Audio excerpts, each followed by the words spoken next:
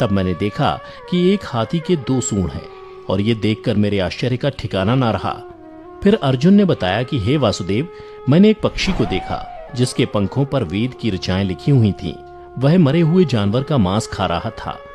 फिर अर्जुन के बाद भीम ने भी श्री कृष्ण को बताया कि हे कृष्ण, मैंने देखा एक गाय ने बछड़े को जन्म दिया है और जन्म के बाद वह बछड़े को इतना चाट रही है कि बछड़ा लहूलुहान हो गया, जिसे देखकर मैं हैरान हो गया।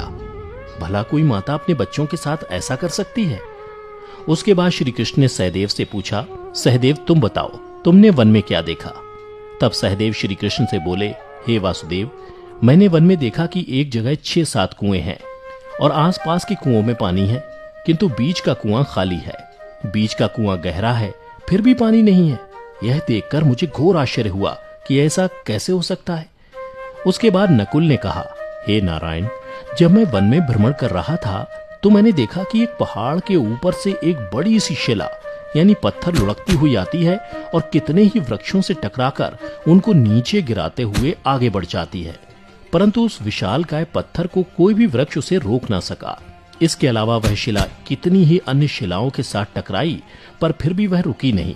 अंत में एक अत्यंत छोटे पौधे का स्पर्श होते ही वह स्थिर हो गई।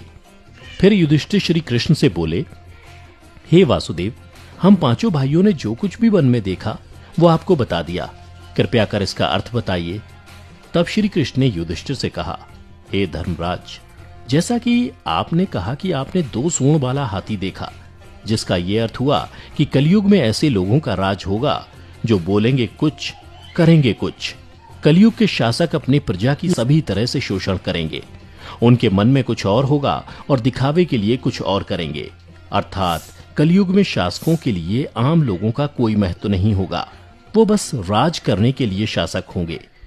फिर श्री कृष्ण अर्जुन से बोले, हे धनंजय, जैसा कि तुमने देखा कि एक पक्षी के पंख पर वेद की ऋचाएं लिखी हुई थीं, लेकिन वह मरे हुए जानवर का मांस खा रहा था, जिसका अर्थ ये हुआ कि कलयुग में ऐसे लोग होंगे जो बड़े ज्ञानी और ध्यानी कहलाएंगे, किंतु उनके आचरण राक्षसी होंगे।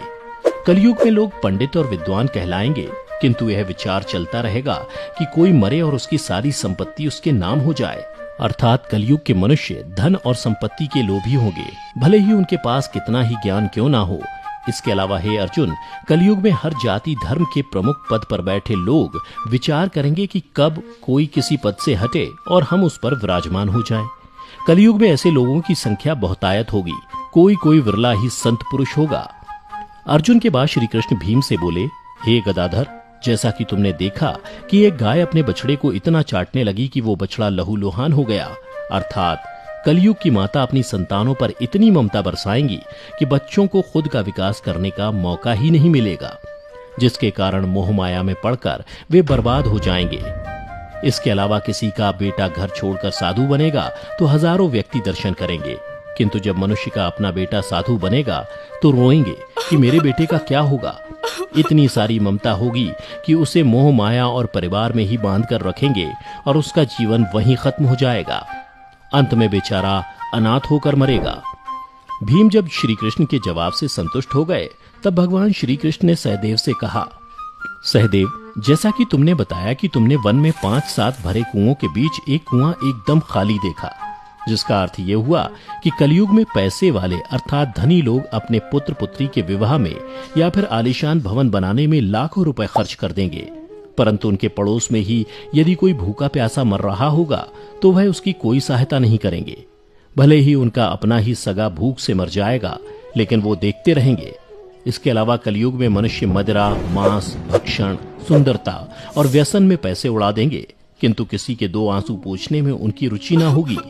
हे सहदेव, मेरे कहने का तात्पर्य यह है कि कलयुग में अन्न के भंडार होंगे, लेकिन लोग भूख से मरेंगे। सामने महलों बंगलों में ऐशो आराम चल रहे होंगे, लेकिन पास की झोपड़ी में आदमी भूख से मर जाएगा। एक ही जगह पर असमानता अपने चरम पर होगी। श्री कृष्ण की बातें सुनकर सहदेव को सारी बातें समझ में आ गईं। तब श्री कृष्ण ने नकुल से कहा, नकुल, जैसा कि तुमने बताया कि वन में एक बड़ी सी चट्टान पहाड़ से लुढ़की, किंतु बड़े बड़े वृक्ष और उसके तने उस चट्टान को रोक ना पाए, किंतु एक छोटे से पौधे से टकराते ही वह चट्टान रुक गई, जिसका अर्थ यह हुआ कि कलयुग में मनुष्य का मन नीचे जाएगा, यानी कलयुग के मनुष्यों का जीवन पतित हो जाएगा। और ऐसे में मनुष्यों का जीवन धन की शिलाओं से नहीं रुकेगा, ना ही सत्ता के वृक्षों से रुकेगा, किंतु हरि नाम के एक छोटे से पौधे से, हरि कीर्तन के एक छोटे से पौधे से मनुष्य जीवन का पतन होना रुक जाएगा। अर्थात कलयुग में भी जो मनुष्य धन के लोभ को छोड़कर हरि नाम का जप करेगा, उसे कोई कष्ट नहीं होगा और मृत्यु के बाद उसे परमेश्वर अर्थात मेरे चरणों में जगह मिलेगी। तो मित्रों, आपने देखा होगा कि आज श्री कृष्ण द्वारा बताई गई ये सारी बातें सच में घटित हो रही हैं। इसलिए मनुष्यों को चाहिए कि कलयुग में वह धर्म का पालन करें और श्री हरि नाम का भजन करें, तो उसका जीवन सफल हो जाएगा। तो मित्रों, उम्मीद करता हूं कि आपको श्री कृष्ण द्वारा कलयुग के बारे में बताई गई ये कड़वी सच्चाई जरूर पसंद आई होगी। अगर पसंद आई हो तो इसे ज्यादा से ज्यादा लाइक और शेयर करें। साथ ही अगर आप हमारे चैनल पर पहली बार वीडियो देख रहे हैं तो ऐसी ही पौराणिक और आध्यात्मिक जानकारी के लिए हमारे चैनल को अभी सब्सक्राइब करें और नीचे कमेंट करके बताएं कि आपको वीडियो कैसी लगी। फिलहाल आज की वीडियो यहीं समाप्त होती है। अब हमें इजाजत दें। वीडियो को अंत तक देखते रहने के लिए आपका बहुत बहुत शुक्रिया।